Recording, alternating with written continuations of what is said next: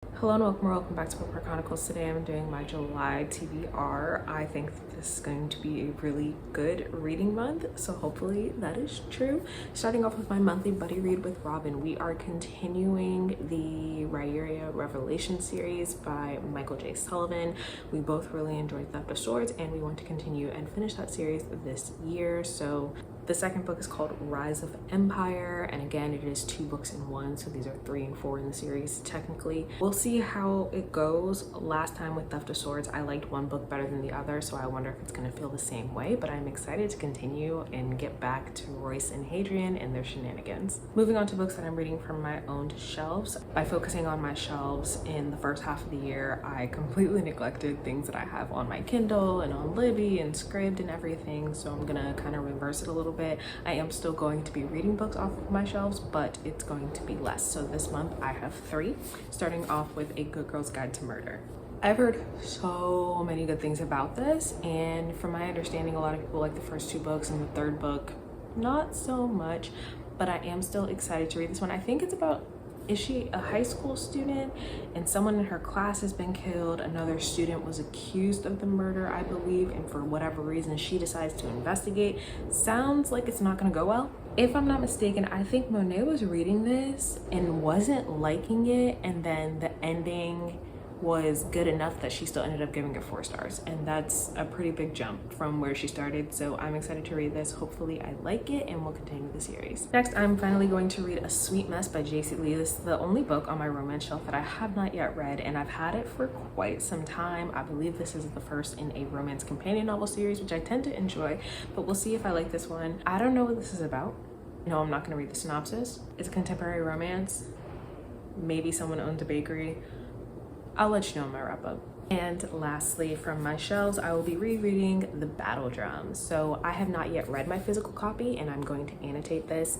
I annotated The Final Strife, really enjoyed it. I ended up having an arc of this one, really enjoyed this as well. And now that The Ending Fire is finally coming out, I am rereading the series in order to prepare. In the first book, The Final Strife, we are following 3 members of a caste system that is based on the color of your blood. All of our characters start to interact in various ways, and they are starting to learn some things that their empire has been keeping secret from them. I love this series. I'm so excited for the ending. I think it's going to be so good, and I can't wait to see how it ends. When I read The Battle Drum first time around, I think I gave it 4 stars, and I'd given The Final Strife 4.5. I think I will still enjoy The Final Strife better because one of the characters in this book in particular was really fucking annoying, but also this is the book that made me want to fight Sarah al-Arifi. So now that I know what I'm going into, I feel like I'm still gonna have the feels. So I think it's gonna be a fun time, and I'm really excited for book 3. The next 3 books I'm gonna be reading are arcs, starting off with The Ending Fire. I'm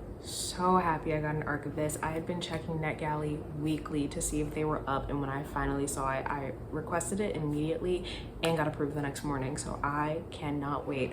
I really hope that she sticks the landing with this one because the first 2 books were very good. The Battle Drum ends in such a crazy spot, and I just hope that this last book is enjoyable. I'm so excited.